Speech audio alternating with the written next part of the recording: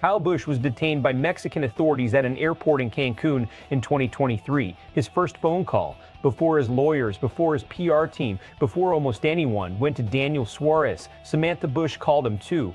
That single detail tells you more about who Kyle Busch actually was than 2 decades of race results ever could. And Suarez, standing in victory lane at Charlotte after winning the Coca-Cola 600, decided the world needed to hear it. In a post-race press conference following his Coca-Cola 600 win, Daniel Suarez shared a set of personal memories about Kyle Busch that had not been publicly detailed before, including his role in helping Busch navigate a legal crisis in Mexico in early 2023.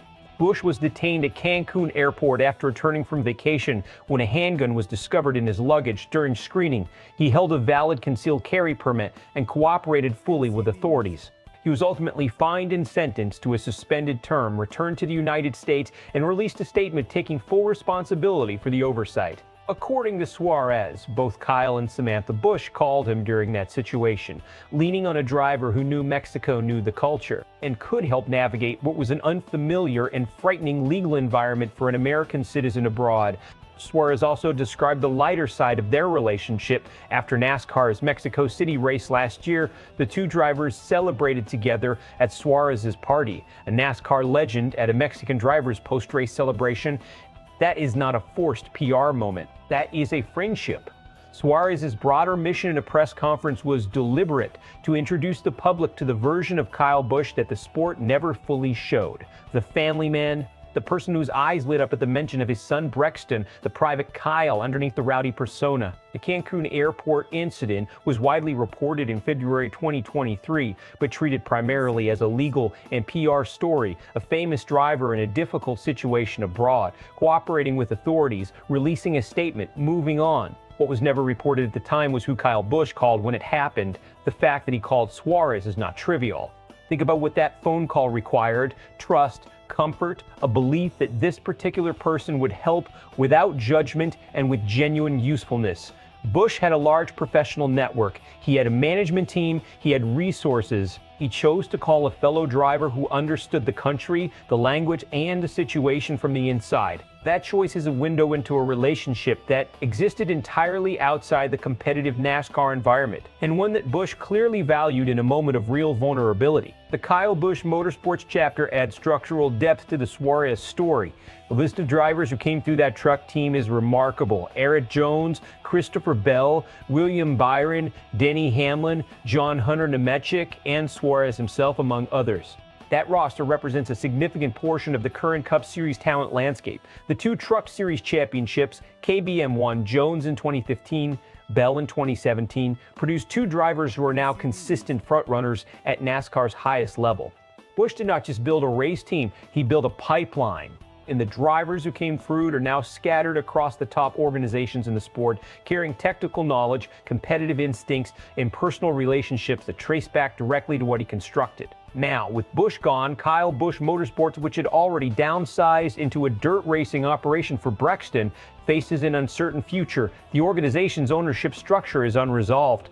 The direction it takes will depend on decisions that the Busch family now has to make at the worst possible time to be making them. Suarez's press conference was not accidental in its construction. Teaming with things he wanted to say and said them with precision. The family orientation, the hand extended at the right moment, the Cancun call, the eyes lighting up at Brexton's name.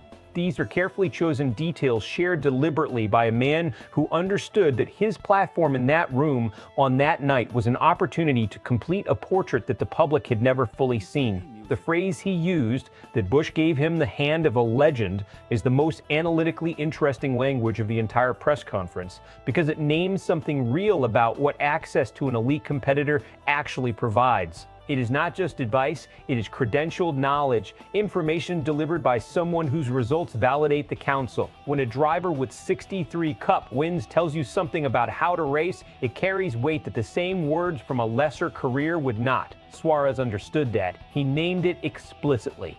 The Cancun detail accomplishes something specific in the public narrative around Busch. It humanizes him in a context completely removed from competition. The rowdy persona was loud, competitive, and designed for maximum impact inside a race car or in front of a camera.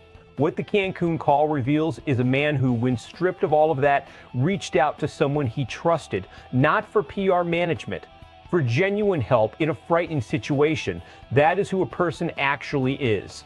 The KBM legacy question is the most operationally significant thing to emerge from this story. The organization still exists on paper as a dirt racing team built around Brexton's development. Spire purchased the Truck Series assets in 2023, and those assets just won the Coca-Cola 600. But the parent organization, the one with Busch's name on it, the one designed to develop his son, is now without its founder at exactly the moment Brexton's career is beginning to take shape. Whoever steps in to guide KBM's direction going forward will be making decisions that affect Brexton's development, the organization's identity, and the continuity of a legacy that runs directly through both. That is not a routine business succession question. It is one of the most consequential decisions in the Busch family's future, and it has to be made during grief. The Mexico City celebration detail is the one that will stay with people longest. Busch at Suarez post-race party, the two of them having earned that moment together after NASCAR's first Mexican race. That image is everything the rowdy persona was not. Relaxed, celebratory, present. A champion at a party that was not his because the person hosting it mattered to him. The Cancun revelation has generated significant response, partly because the incident itself was a known story, but the detail of who Busch called was not. That gap between what was reported at the time and what Suarez disclosed on Sunday created a genuine news moment inside what was already an emotional press conference. The reaction has been largely one of recognition rather than surprise, a continuation of the pattern this entire week has followed, where people who competed with or knew Busch privately are systematically dismantling the public version of him and replacing it with something more complete. The Cancun call fits that pattern. It is evidence of trust, vulnerability, and genuine friendship operating in a space where the rowdy character had no role to play. The KBM alumni angle has resonated with longtime NASCAR fans who remember watching Jones, Bell, Byron, and others come through that team. The realization that the driver development pipeline Busch created is now spread across the top tier of the sport, and that those drivers are the ones currently winning races and competing for championships has prompted a reassessment of KBM's place in the sport's history. It was not just a truck team, it was a training ground that shaped the Cup Series landscape for years after most of those drivers moved on. Suarez's description of Busch's reaction to Brexton's name, the eyes lighting up, is the detail that has circulated most widely from the press conference.